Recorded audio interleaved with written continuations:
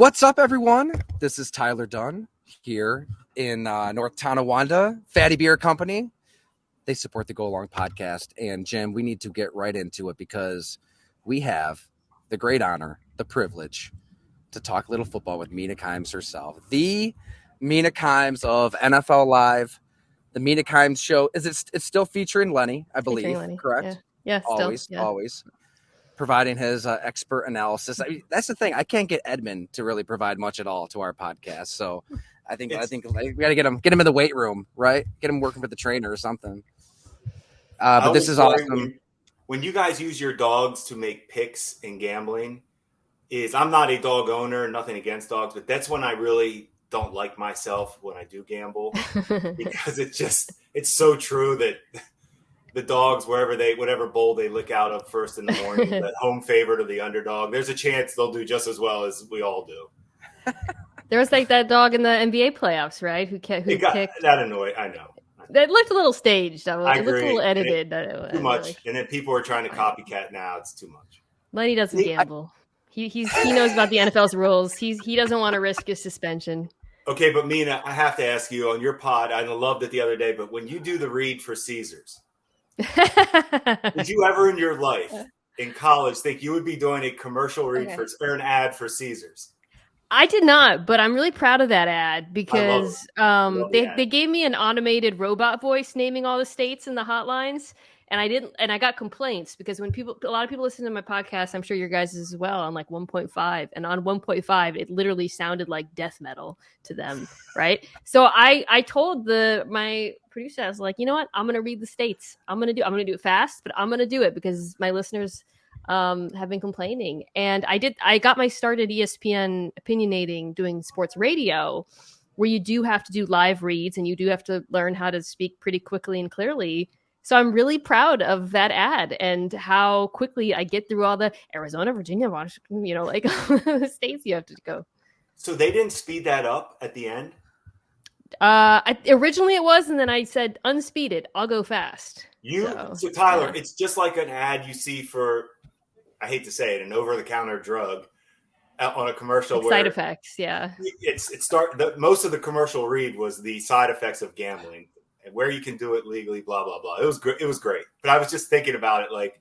Thank you. Did you ever think? Yeah, that's a good one. I've done worse ads. I'll just leave it at that. No, it wasn't worse. It was a good ad. I'd be proud. See, that would be something I'd feel like I made it in life. Like my friends from high school, if I ever read a Caesars ad, they'd be like, that's unbelievable. I'm just glad I'm not doing Manscaped. Although if Manscaped wants to sponsor my show, please get at me. I know.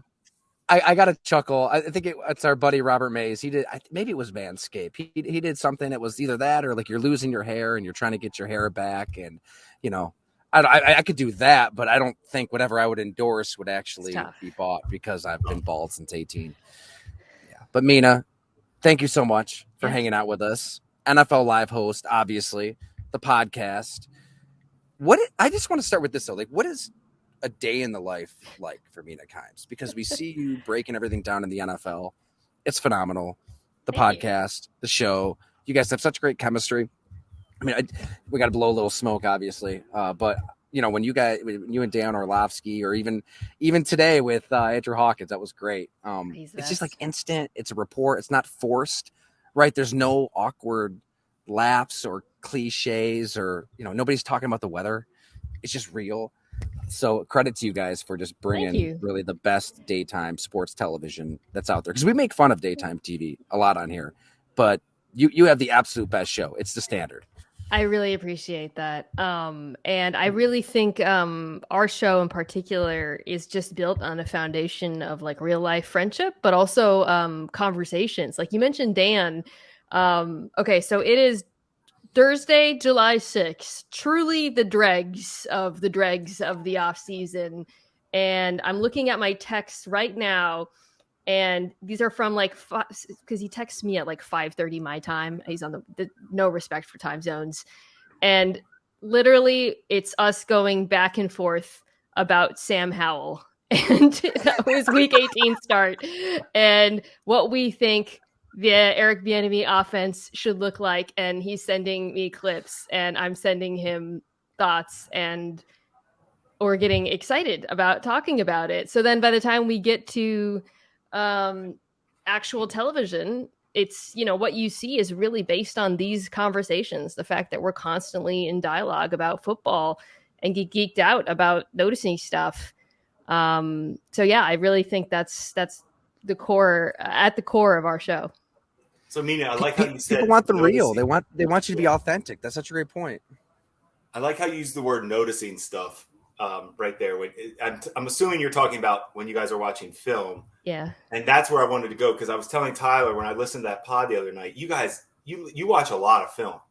Now, as somebody that used to do it, it's a boring, grinding process. It sounds fun when you're an area scout and you're going to colleges every day watching film all day, but it can be pretty boring. But you officially have turned into a football kind of nerd, geek, area scout. Would you ever want to scout? Would you ever want to be a GM? I don't think I have this capability, experience, qualifications to do either of those things. But I do think I do bring something I don't want to sounds overly self-deprecating. On our show, I don't notice the things that Dan does. Dan in particular, right? As a quarterback, he sees the field so differently. And when I talk about noticing things, I love it when we notice the same thing because it's affirming. I'm sure that was the experience you had, in your career as well. And then there's nothing I love more than saying like, okay, well, we both noticed that. I don't know. We were talking about Joe Mixon running out of the gun a lot more last year, and we had Orlando Brown on, and I was saying I wanted to ask him about how the Bengals' run game was going to evolve. And Dan was like, "Oh yeah, I asked him about this and this and this," and then I'll go and I'll grab the stats and I'll give them to him to support his argument. It's that back and forth of collaboration, I think, that makes me so excited. That feeling of discovery and affirmation and like arriving at a deeper understanding of what we're seeing on the field. And we were always jealous. That's what I told Tyler as in personnel or scouts during the draft time. And trust me, the shows are on in every draft room all day long, all the time. And it almost sparks debates in the draft rooms for no reason. Because you guys will bring up somebody and somebody will say, I told you, only when it works in your favor. But see, I told you, NFL Live said he's going to go second round. We have him in the fourth. But that would spark debate. I'm just telling you, we were jealous because we always felt like, yes, you guys can evaluate one player, talk about that one player and his strengths, weaknesses, blah, blah, blah. We have to factor in 10 scouts. Oh, my gosh. Coaches, yeah. All this. And it just drives you nuts. And sometimes we just want to say, yes, you were right. We should not have traded up for Sammy Watkins. But if you really understand this, if we stayed where we were, we eliminated Mike Evans because we didn't fit the system. We eliminated Odell Beckham. He was too small. So if we stayed where we were going to draft Eric Ebron. Now, see what I'm saying? And that's why, the trade up for Sammy still wasn't right, but it was better than Ebron. I can't imagine being professionally accountable for drafting players because, oh my God, it is such an inexact science. And it is, the only thing I have confidence in is having more picks is better, which is, why I tend to be a trade down advocate. But we have it very easy, right? And really, we're only talking about guys in the first 2 rounds on our shows, which makes life so much easier generally too. So. It's a lot easier on my side. Right. I can write a 7,000 word story about Lynn Bowden taking over the NFL, and it's okay. I'm not gonna fire myself. Things that's shaken out differently for Bowden. He landed somewhere else. Somebody's got to give him a chance. I did hear he was ripping up practice for the Patriots last year, so this is on Belichick. Really, I like that. Belichick. What are you doing? All right, Mina. But what's like a normal, typical day like for you? I'm just picturing you like in a bunker studying film, eating Lenny. I mean, I don't know what it's like living in LA. I listen to Adam Carolla a lot, and it sounds like a terrible city, but I'm sure it's much better than he may make it seem. But I don't know. What's life like for you day to day? Very different this time of year. I'll start there versus obviously the season. I am usually on TV every day this time of year, but it's where, we're obviously not talking about games. We're just talking about news stories and trends. So requires a lot less preparation. And a lot of my time is spent kind of in the off season doing one of two things, either so for my podcast, I do a lot of, I do division previews. I'll do like lists, rankings, things. And so it'll be preparation for that. For example, if I'm doing a division preview, like I have the AFC North coming out next week with Steve Palazzolo from PFF. It's going through depth charts, gathering stats, and then watching games. I felt like I needed to rewatch the Deshaun Watson starts, which I didn't watch very closely. Yeah. I did. That was interesting. That was a tough watch, but so I kind of picking, the reason we were talking about Sam Howell is I was like, okay, let me go watch Sam Howell week 18. I watched it, but let me really watch it, take notes, think about the offense and that kind of thing. So there's that's something I do a lot during the off season, when I'm not on television or taping things. And then I just have kind of projects for me personally. I'll have a project like I really want to get better at IDing different kinds of pass rush moves in real time. So I'll watch clinics or talk to people. So just kind of off-season stuff, just trying to get better at my job, because there's always so much to learn with football, especially if, like myself, you didn't grow up playing it. Sort of lacking that kind of institutional knowledge, right, or experiential knowledge. So I view it as an opportunity in the off season to just get better, learn, ask questions, and it's amazing that I get paid to do that. But like, what was the pivot point? Where I know I learned about you through all of your amazing long form stories. Obviously, I think that's how most people did. But at what point, and you still write, right? I mean, you'll still very rarely. Yeah. It's been a long time. But at some point, like, I mean, the Aaron Rodgers feature, which he was hanging out at your place. I invited. I don't know. He didn't come to hang out with me, Jim. I don't know why, but he's hanging out with Mina. I don't know. The Tyrod story was awesome. 2017, maybe. Such a great guy. He is such a sweetie. One of the sweetest people I ever profiled. Yeah. It was a great story. Everything you write, it's like everybody stops what they're doing to read it. At what point did you kind of like, I don't know, I don't want to put words in your mouth, but like become this X and O savant that just wants to learn the ins and the outs of how this sport works at the granular level? I instead of maybe just writing long form, which you were obviously as good as it gets in that department. Yeah. Thank you so much. Yeah. I mean, for me, it started before I started working at ESPN. I was a business journalist for first part of my career, but I was also a very rabid football fan. But the way I approach fandom, and I guess a lot of things in life, is I enjoy it more when I feel like I understand it more. So my whole life, but especially young adulthood and adulthood, for me, like I was a Seahawks fan. Being a Seahawks fan meant like reading everything and listening to everything and trying to understand things. I always, it's funny, like now one of my favorite writers was Chris Brown, Smart Football, right? And I just read everything he wrote when I was back when I was a fan for Grantland, or it's how I became friends with Bill Barnwell. I was just a fan of his, and I wanted to, and I thought he wrote about football in such a unique and compelling way, and had such a different way of seeing the game and writing about it. And I grew up reading Sports Illustrated and Dr. Z and stuff, but like that was different for me. And so I would say it really started then. But before I became an analyst or opinionator, I was just a consumer of all of these guys. And once I started getting the opportunity to talk about it, it really became more of a matter of like, well, now I get to allocate more of my time to doing this. It's not just a hobby, a part-time thing. Yeah. And so like, yeah, it is kind of like being a student on the job in some ways, still, like I was saying, which is great. I mean, I am not an expert. I am just passionate. So, yeah. And I think people relate to that passion. I don't know. I think I generally think people just really like listening to people talk about football who seem to actually like football. So at least I attribute a lot of my career to that. And I hope that comes across. Well, how about... Absolutely does. Yeah, it does. Because everybody always asks this, Mina, to me, Tyler knows it. It's how we kind of struck up a relationship. But everybody wants to know, and I'm a believer in this. I ask every young scout this. Who have you missed on as a player? And when I say missed, where you were just like, you know what?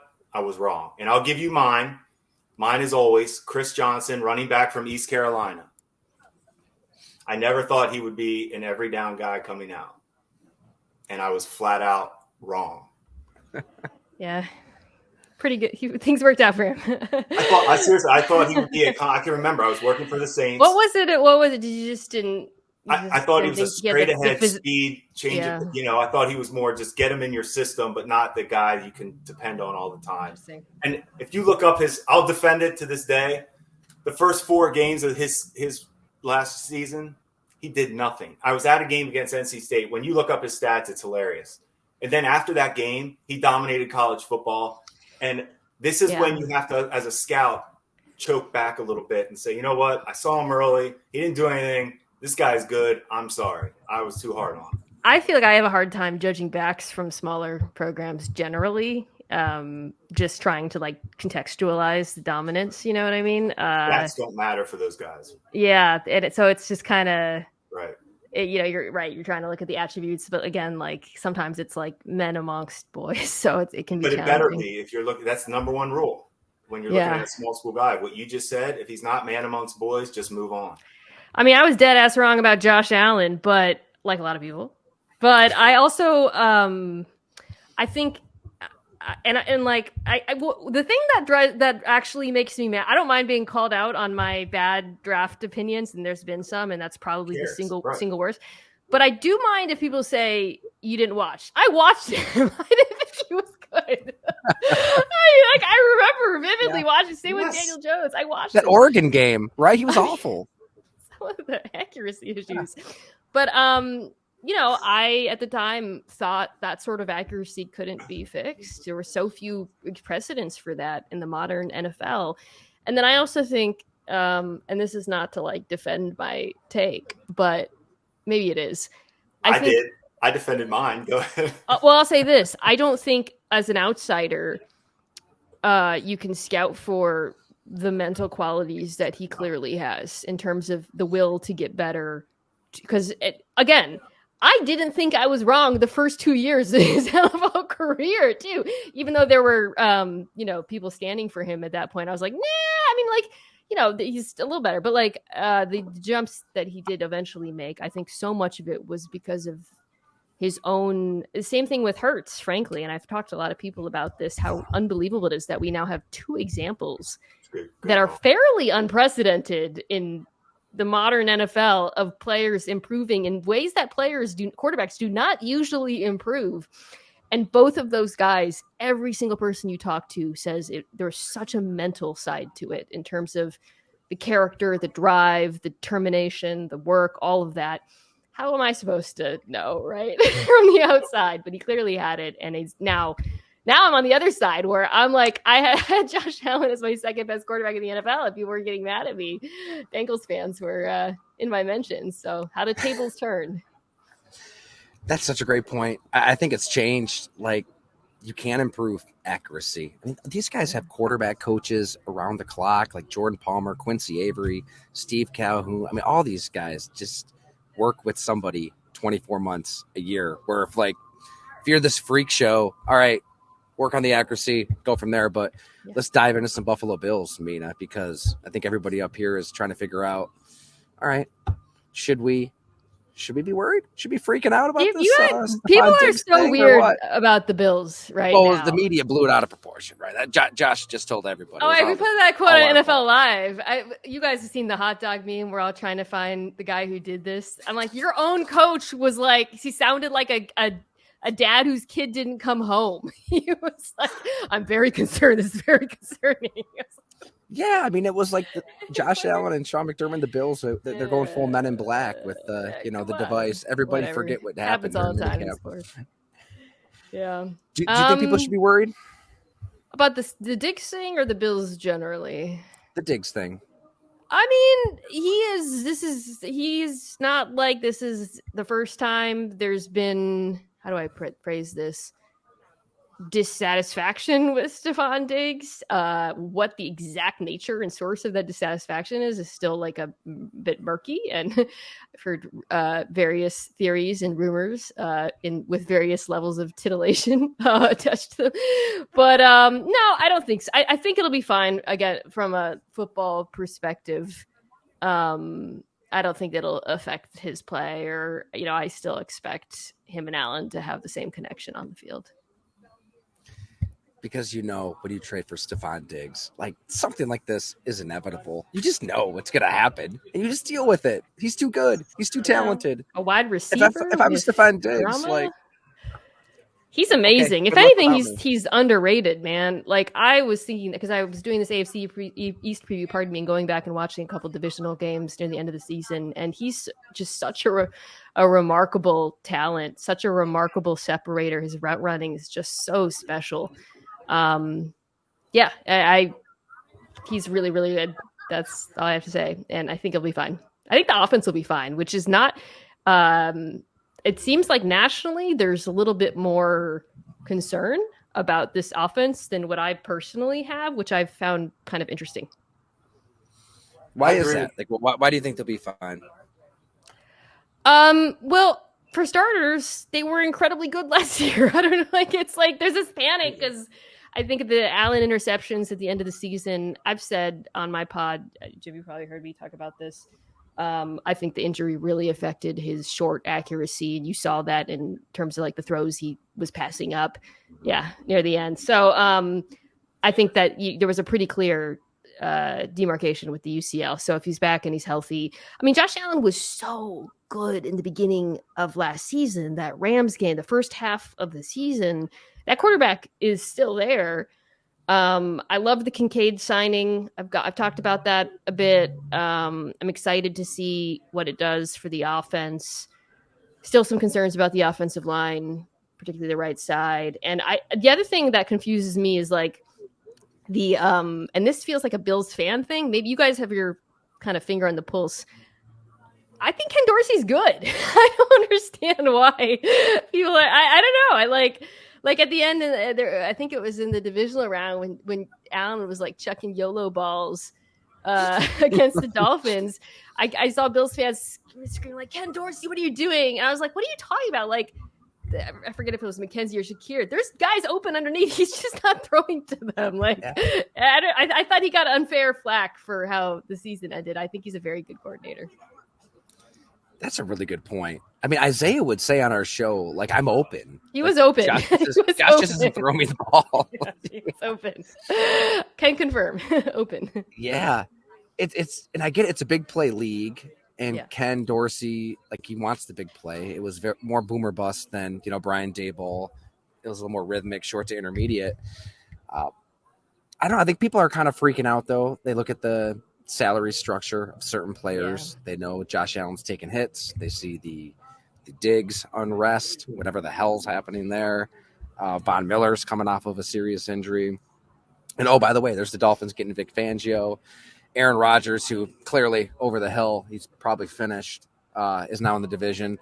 And Bill Belichick's in the division. But I think that's why they're freaking out. Like, it's just kind of like, oh, man, did we miss our chance here? I think in 13 seconds, obviously, is the driving force there because that's a team that should have won the Super Bowl. The salary aspect is what I would be concerned about. Maybe, Jim, you can address this. Something I've talked about a lot with the Chiefs and now the Bengals is how do you draft and where do you draft and what kind of players do you add when you pay your quarterback, right?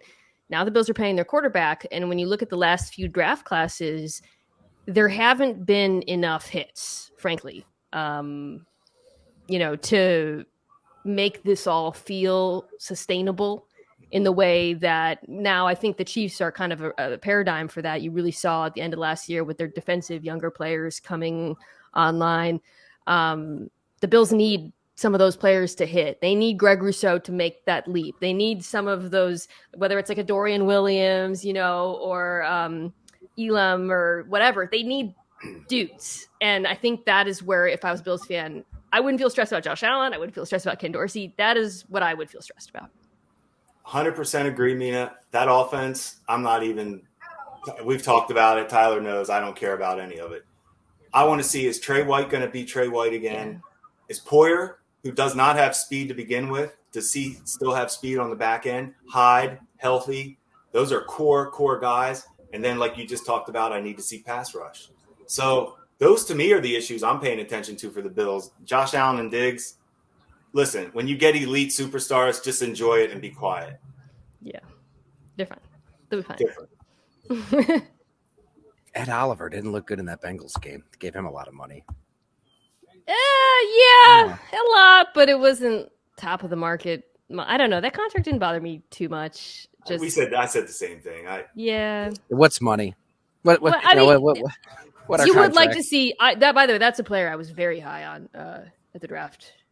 During the draft process, I really loved his college tape. And consistency, is definitely an issue there. And I agree. You would like to see more from him. Hopefully, if Miller is healthy, and they added Ford from Seattle. They added another 3-tech, right? I forget. Or no, yeah, your Seahawks, right? I mean, he's okay for a while. Yeah. He's a good player. He's not. Yeah, it's good depth. I like how you were talking about sacks the other night on that podcast about being overrated, and it is like sacks as a stat when you study it. But is there a stat that you do like that maybe isn't talked about a lot? Because I like sack percentage instead of just sacks. I like sack percentage, but it's still, when you really study sack percentage, it's not that telling of. I didn't know if there was anything. I know you like stats for pass rush.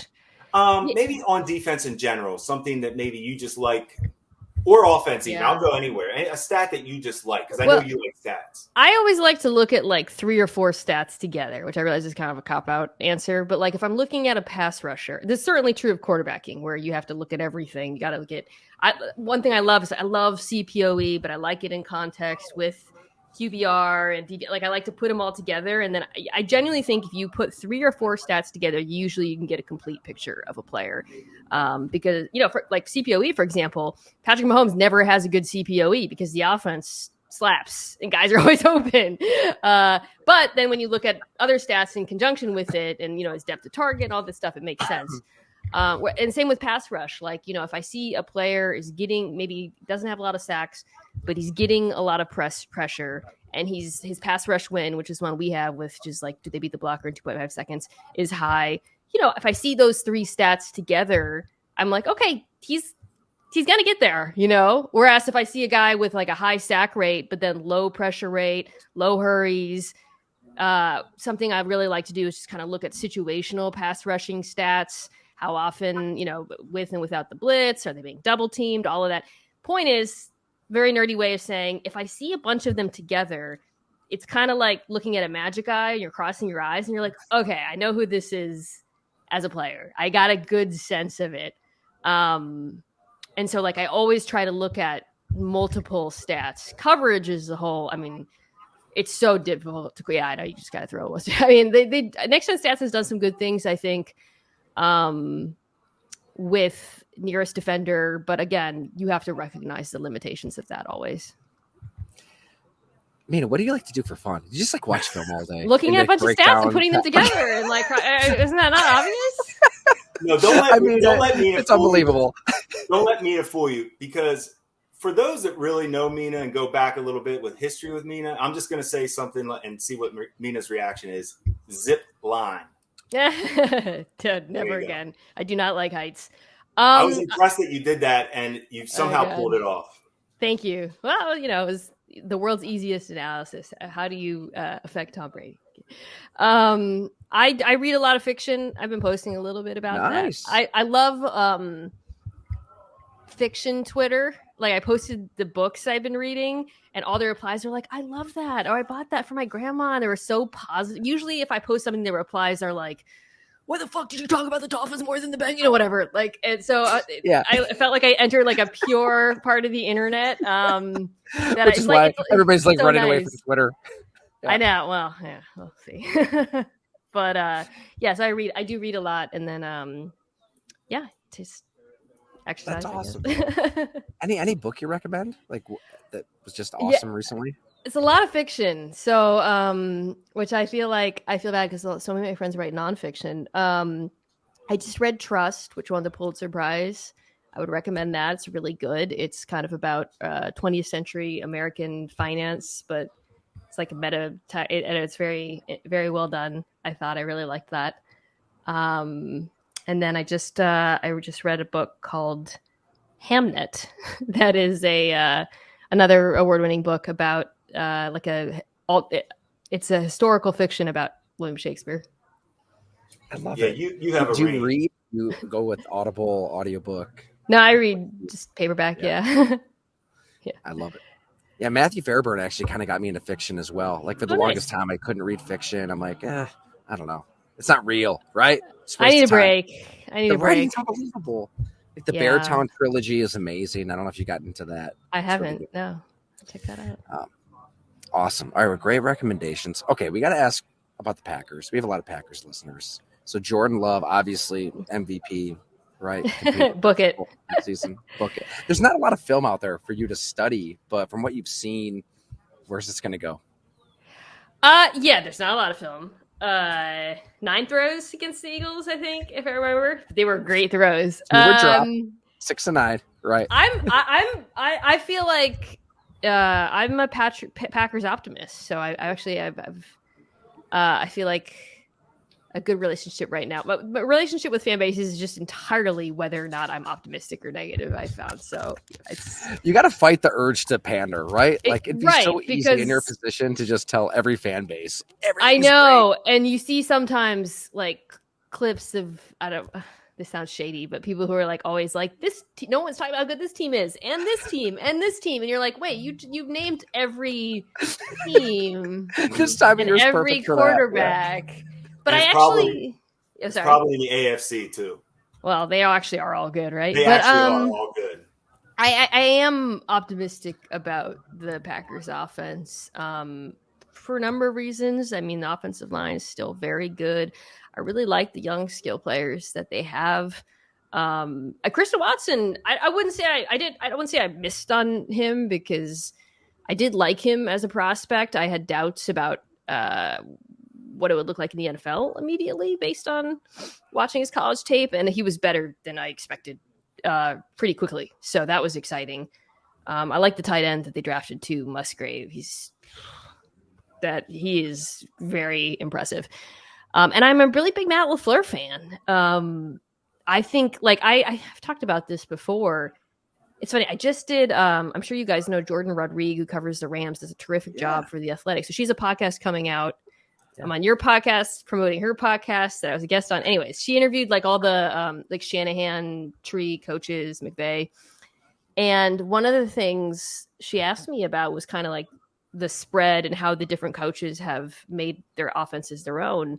And I really don't think LaFleur gets enough credit for the way he evolved what was the Rams offense to Aaron Rodgers' skill set, the things he wanted to do, didn't want to do, the way he innovated their RPO game, so different from what he did in Los Angeles. And it gives me a lot of confidence, frankly, for him working with Love, which is totally different quarterback, totally different skill set, but one that I'm really excited to see in that offense because I do think it's a good offense. I do think they have good pieces. So I'm pretty optimistic. That's why we had you on, really, just to pump up Jordan Love. All positivity. Well, Mina, the other thing that I noticed from when you were doing the AFC East division the other night, and it's really football in general, when you talk about so many teams, the one thing that comes up a lot is the offensive line is weak. And I always feel like it's a fine line to use that as a crutch, or is it weak? And I thought you did a nice job of identifying like the right tackle for Patriots, right tackle for the Bills as well. Those guys are not. I think every East team has a right tackle problem now that I think and you pretty much went through that. And I was going to say that's almost. We used to laugh about that in the NFL. For 5 guys, you're lucky if you could find 2 really good starters of 5. That's how we used to view it. Everybody else is kind of you're doing a great job if you have more than that. So, but it's true, especially at tackle. Like when you were talking about Mac Jones at the Patriots, like he can't get out of that stuff. So. Yeah. I thought that was good way. Thank you. Yeah, that's lines and It's a real problem. I actually was, to go back to the Bills, I don't know. Maybe I didn't pay enough attention to some of the issues with the offensive line in real time during the season. But when I went back and watched some of those games, I was like, damn, like this is a real, like there was some players who are no longer there and some players who are, but there were some real issues in pass pro that I do remain, I would say probably, I think I said this on my podcast, probably the biggest concern I have about the Bills going into the season. Especially in that division, because they're going against defensive lines that are real. Crazy talent, pass rush in the AFC. And the talent that's still like getting better. Josh Uche, Jalen Phillips, like these are ascendant pass rushers, and yeah, it's not going to get easier anytime soon.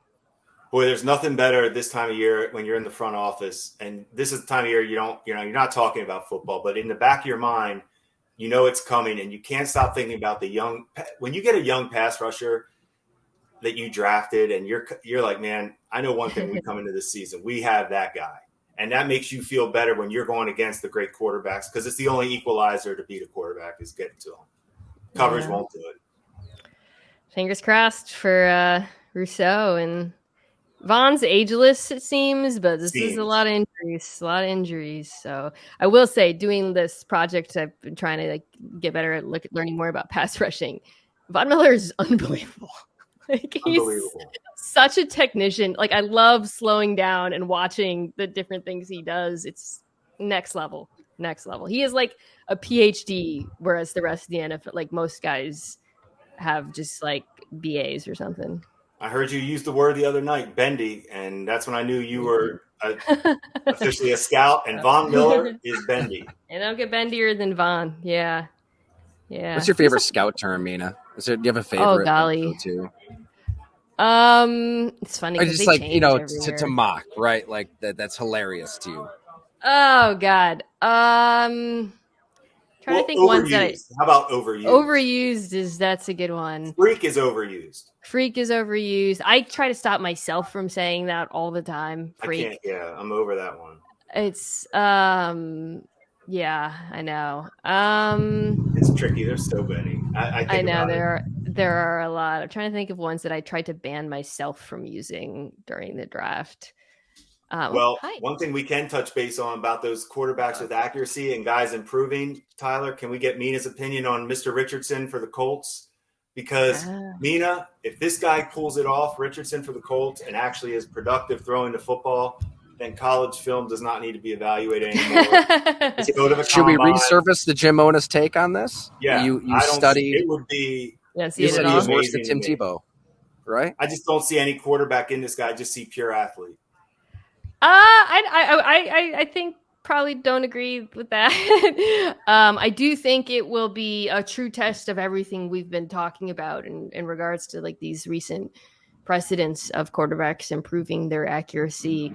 It's funny because I actually came away from when I went through Richardson's games ahead of the draft, I came away liking him mentally a bit more, but having pretty serious concerns about the accuracy, especially the short stuff, really concerned me. There's a lot of misses, right? Like, because you got to work like Allen, Hurts. That's the great mystery. And honestly, the reports I've heard are all like universally positive about the the drive to get better.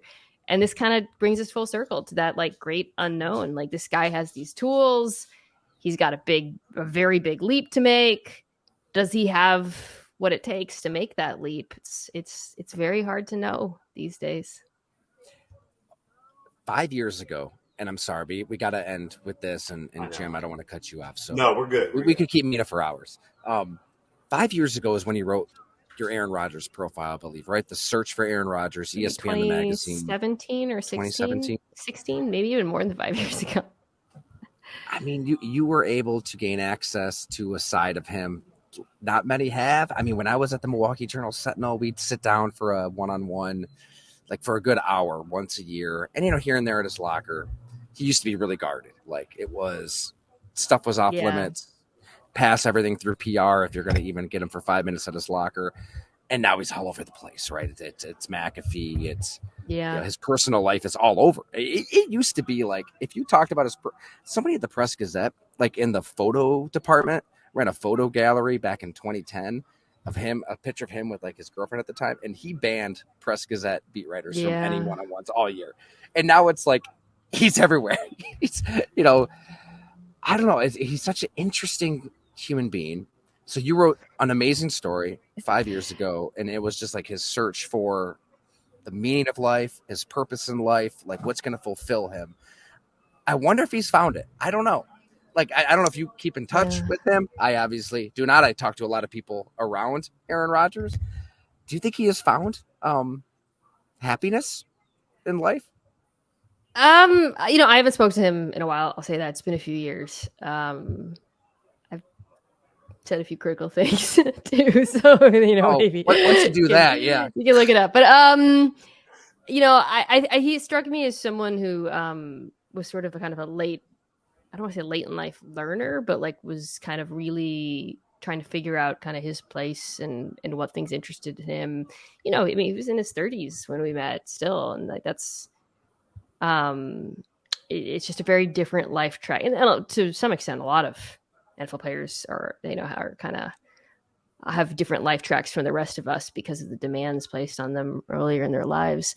And so, from the outside, it does seem like he has found his people, but also seems like he's still very attuned to the outside world. And I know, I don't want to speculate about someone else, but I know, speaking from personal experience, that when the moments in which I'm very affected by the outside world are usually not moments in which I'm content. So I don't know what that signifies necessarily.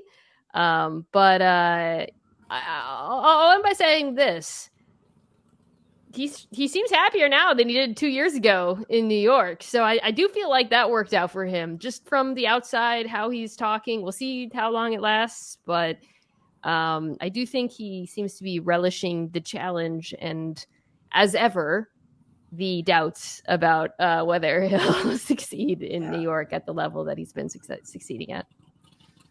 Well said. I mean, I think 2016, maybe that was when I had my first story at Bleacher Report, and there was a lot of family stuff in there, right? Cutting off the family. I remember that, yeah. Christmas presents sent back, cutting off mom, dad, brothers, like didn't go to his grandfather's funeral, didn't go to one of his best friend's wedding, and it was like, okay, whatever happened there. But a lot of us in life, like we have a foundation, and maybe it's family, and he doesn't really have that. And then I read your story, and I'm like, okay, like the religion aspect of his life is so fascinating. He is kind of like the cultural aspect to it that also, very different from Von Miller, who I went fishing with and was just the most chill, happiest dude. The life of the party. It was when he was waiting right after he'd won the Super Bowl in Denver. Yes. And I think you and Greg Bishop both did big Von Miller stories then, right? They were both amazing. He was great. We hung out with him and his dad, and his dad was great. And it's funny because he's going to go down as one of the best to ever do it. And it just shows you can be one of the best to ever do it and live your life very differently. And you don't have to be the way I think sometimes when we talk about professional athletes in terms, I mean, Von Miller is clearly maniacal and he's clearly so dedicated to his craft. Don't get me wrong. I mean, the dude, started a pass rush camp and all that, but I don't think it consumes him in the same way that some of the greats does. God, everybody's wired differently. Like some need to just live, eat, sleep, piss it like 24/7 nonstop. And some it's like, get away from it, live your life. That's what makes it great. Holy hell, this was awesome, Mina. Jim, do you have anything else before we hit it Mina all. live her life? Hit it all. That was good. The Mina Kimes Show featuring Lenny, NFL Live at Mina Kimes. I'm sure everybody who listens and watches already follows you and loves your work. Selfishly, I do miss all of your long form writing, and it is unbelievable. But we are treated to your X's and O's, film breakdown, your analysis. It's all top notch, Mina. So thank you so much for hanging out with us. Thanks for having me on. Bye, guys.